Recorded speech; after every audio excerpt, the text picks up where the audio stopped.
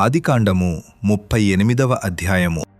ఆ కాలమందు యూదా తన సహోదరులను విడిచి హీరా అను ఒక అదుల్లామీయుని యొద్ద ఉండుటకు వెళ్ళెను.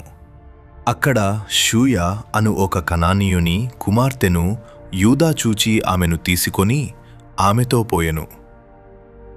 ఆమె గర్భవతి అయి కుమారుని కనగా అతడు వానికి ఏరు అను పేరు పెట్టెను.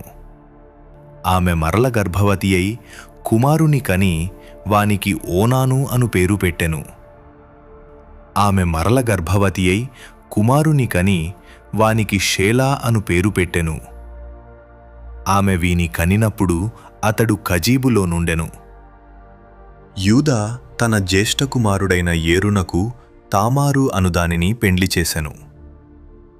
యూదా జ్యేష్ఠ కుమారుడైన ఏరు యెహోవా దృష్టికి చెడ్డవాడు గనుక యెహోవా అతని చంపెను. అప్పుడు యూదా ఓనానుతో, నీ అన్న భార్య యొద్దకు వెళ్ళి మరిది ధర్మము జరిగించి నీ అన్నకు సంతానము కలుగజేయుము అని చెప్పెను.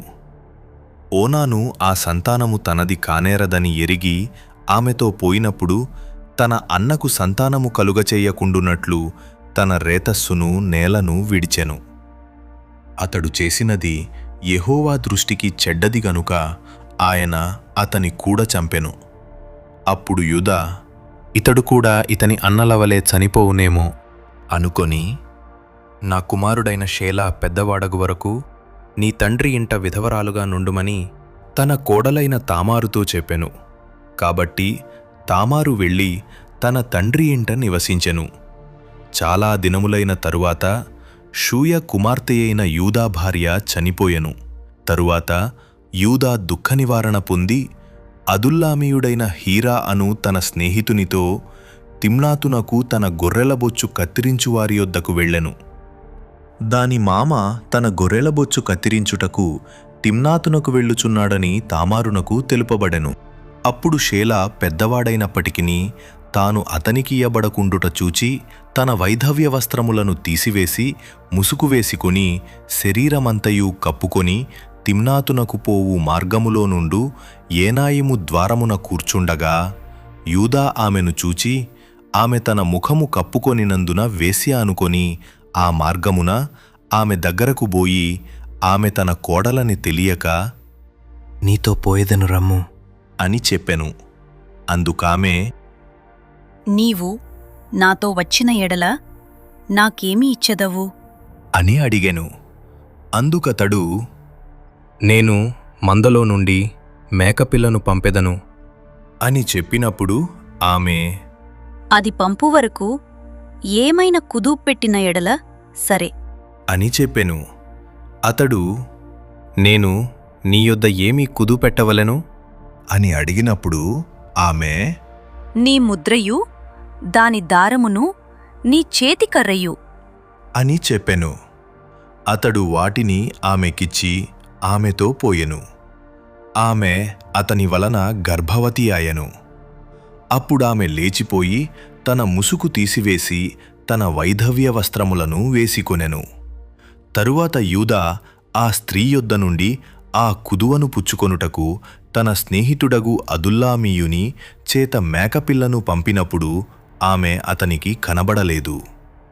కాబట్టి అతడు మార్గమందు, ఏనాయిము నొద్ద నుండిన ఆ వేశ్య ఎక్కడియున్నది అని ఆ చోటి మనుష్యులను అడుగగా వారు, ఎక్కడ వేశ్య యవతయూ లేదు అని చెప్పిరి. కాబట్టి అతడు యూదా యొద్దకు తిరిగి వెళ్ళి, ఆమె నాకు కనబడలేదు, మరియు ఆ చోటి మనుష్యులు ఇక్కడికి వేశ్య యవతయూ రాలేదు అని చెప్పిరని అనినప్పుడు యూదా, మనలను అపహాస్యము చేసెదరేమో, ఆమె వాటిని ఉంచుకొననిమ్ము. ఇదిగో, నేను ఈ మేకపిల్లను పంపితిని, ఆమె నీకు కనబడలేదు అనెను. రమారమి 3 నెలలైన తరువాత నీ కోడలగు తామారు జారత్వము చేసెను. అంతేకాక ఆమె జారత్వము వలన గర్భవతి అయినదని యూదాకు తెలుపబడెను. అప్పుడు యూదా, ఆమెను బయటికి తీసుకొని రండి, ఆమెను కాల్చివేయవలెను అని చెప్పెను. ఆమెను బయటికి తీసుకొని వచ్చినప్పుడు ఆమె తన మామ యొద్దకు ఆ వస్తువులను పంపి, ఇవి ఎవరివో ఆ మనుష్యుని వలన నేను గర్భవతినైతిని. ఈ ముద్ర, ఈ దారము, ఈ కర్ర ఎవరివో దయచేసి గుర్తుపట్టుము అని చెప్పించెను. యూదా వాటిని గురుతుపట్టి, నేను నా కుమారుడైన షేలాను ఆమెకియ్యలేదు గనుక ఆమె నాకంటే నీతిమంతురాలని చెప్పి మరీ ఎప్పుడునూ ఆమెను కూడలేదు. ఆమె ప్రసవకాలమందు కవలవారు ఆమె గర్భమందుండిరి. ఆమె ప్రసవించుచున్నప్పుడు ఒకడు తన చెయ్యి బయటికి చాచెను గనుక మంత్రసాని ఎర్రనూలు తీసి వాని చేతికి కట్టి, ఇతడు మొదట బయటికి వచ్చెను అని చెప్పెను. అతడు తన చెయ్యి వెనుకకు తీసినప్పుడు అతని సహోదరుడు బయటికి వచ్చెను. అప్పుడామె, నీ వేల భేదించుకుని వచ్చితివి అనెను. అందుచేత అతనికి పెరెసు అను పేరు పెట్టబడెను.